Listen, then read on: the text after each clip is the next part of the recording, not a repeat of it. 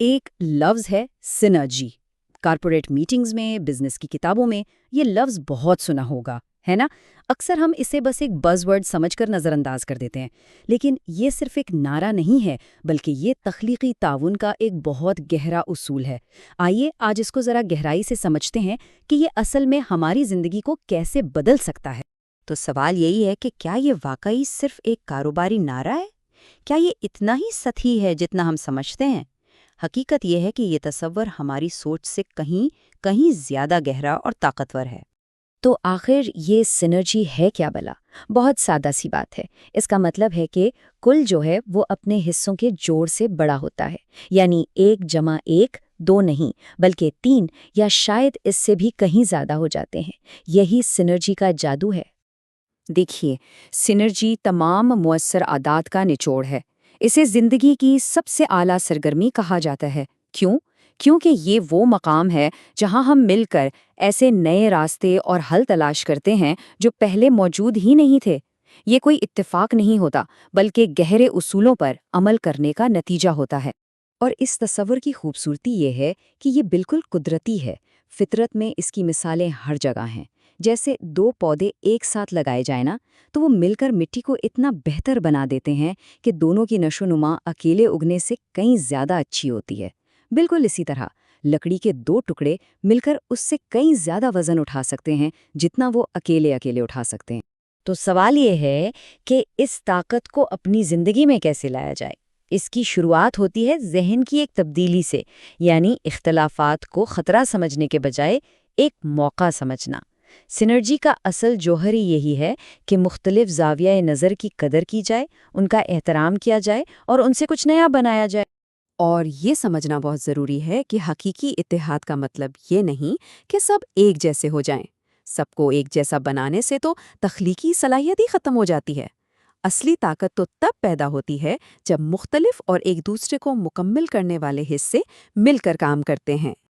یہ بات اس نقطے کو کتنے بہترین انداز میں بیان کرتی ہے۔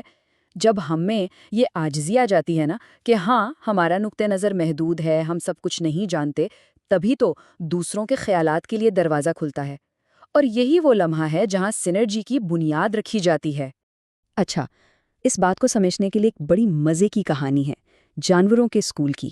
سوچیں، ایک ایسا اسکول ہے جہاں دوڑنا، چڑھنا، تیرنا اور اڑنا سب لازمی مضامین ہیں۔ اب بطخ کو دیکھیں، تیرنے میں تو وہ استاد ہے، لیکن اسے زبردستی دوڑنے کی پریکٹس کروائی گئی، یہاں تک کہ اس کے پاؤں ہی گھس گئے۔ اور خرگوش، وہ تو دوڑنے کا بادشاہ تھا، لیکن اسے تیرنے کی ایکسٹرا کلاسز لے کر نروس بریک ڈاؤن ہو گیا۔ اور بیچاری گلہری، جو چڑھنے میں ماہر تھی، اسے C گریڈ ملا۔ کیوں؟ کیونکہ ٹیچر کہتی تھی کہ زمین سے شروع کرو۔ یہ کہانی ہمیں ہنستے ہنستے یہ سکھاتی ہے کہ جب ہم ہر ایک کی منفرد صلاحیت کی قدر کرنے کے بجائے سب کو ایک ہی لاٹھی سے ہانکنے کی کوشش کرتے ہیں نا، تو کتنا بڑا نقصان ہوتا ہے۔ چلیں اب دیکھتے ہیں کہ سنرجی عملی زندگی میں کیسے کام کرتی ہے۔ اس کے لیے چھٹیاں گزارنے کے ایک عام سے مسئلے کی مثال لیتے ہیں، جو ایک بہت جانی پہچانی صورتحال ہے۔ تو صورتحال کچھ یوں ہے کہ شوہر صاحب اپنے بیٹوں کے ساتھ فشنگ ٹرپ پر جانا چاہتے ہیں، جس کی وہ سال بھر سے پلاننگ کر رہے ہیں۔ دوسری طرف بیوی اپنی بیمار ماں سے ملنے جانا چاہتی ہے، جو ان کے لیے بہت اہم ہے۔ اب دونوں کے منصوبے بالکل الگ ہیں اور بظاہر ایسا لگتا ہے کہ ان میں کوئی مصالحت ہو ہی نہیں سکتی۔ اب دیکھیں، کسی بھی اختلاف کا نتیجہ اس بات پر منحصر ہے کہ آپس میں اعتماد کتنا ہے۔ اگر اعتماد بہت کم ہے تو بات چیت دفاعی ہو جائے گی، ہر کوئی اپنی بات پر اڑا رہے گا، اور نتیجہ کیا نکلے گا؟ ون لوز یا لوز لوز، کوئی نہیں جیتے گا۔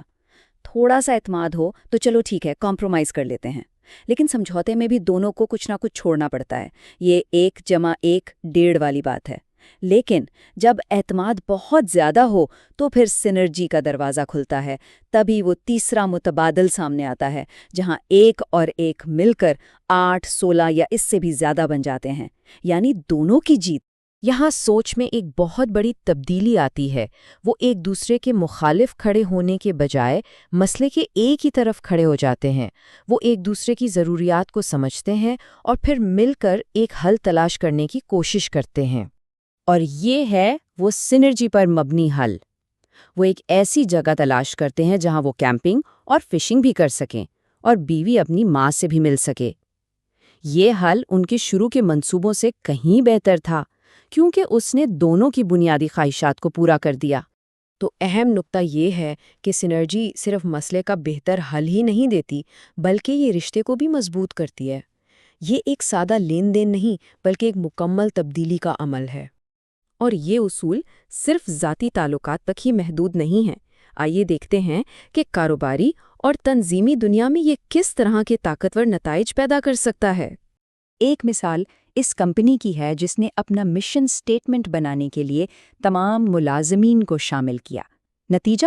وہ صرف دیوار پر لگی ایک تحریر نہیں بنی، بلکہ ایک زندہ دستاویز بن گئی جو ہر ایک کے دل میں اتر گئی اور ان کے کام کی رہنمائی کرنے لگی۔ ایک انشورنس کمپنی نے اپنی سالانہ میٹنگ کا طریقہ ہی بدل دیا۔ روایتی پریزنٹیشنز کی جگہ انہوں نے سینرجی پر مبنی بات چیت کو اپنایا، اور نتیجہ وہ میٹنگز جو پہلے بوریت کا نمونہ تھیں اب تخلیقی توانائی سے بھرپور ہو گئیں۔ یہ اس اصول کی اصل طاقت کو ظاہر کرتا ہے۔ جب مہینوں سے جاری قانونی جھگڑوں میں دونوں فریقوں نے لڑنے کے بجائے ایک دوسرے کو سمجھنے اور تیسرا متبادل تلاش کرنے کا فیصلہ کیا تو وہ پیچیدہ مسائل چند گھنٹوں میں حل ہو گئے۔ اچھا، دوسروں کے ساتھ سینرجی پیدا کرنے سے پہلے ہمیں اپنے اندر سینرجی پیدا کرنی ہوتی ہے، یعنی دوسروں کے ساتھ تعاون کرنے کی چابی اپنے اندر کے تعاون میں چھپی ہے۔ اس کا مطلب ہے اپنے دماغ کے دونوں حصوں کو استعمال کرنا۔ جب ہمارا منطقی اور تجزیاتی بایاں دماغ ہمارے تخلیقی اور بدیہی دائیں دماغ کے ساتھ مل کر کام کرتا ہے، تب ہم مکمل طور پر سوچنے کے قابل ہوتے ہیں۔ یہی اندرونی سینرجی دوسروں کے ساتھ تعاون کی بنیاد بنتی ہے۔ تو آخر میں یہ سوچنے کی بات ہے، اپنی زندگی میں دیکھیں کن شعبوں میں جہاں اختلاف نظر آتا ہے ایک تیسرا بہتر متبادل چھپا ہو سکتا ہے، ایک ایسا حل جو نہ صرف مسئلے کو ختم کرے بلکہ تعلقات کو بھی پہلے سے زیادہ مضبوط بنا دے۔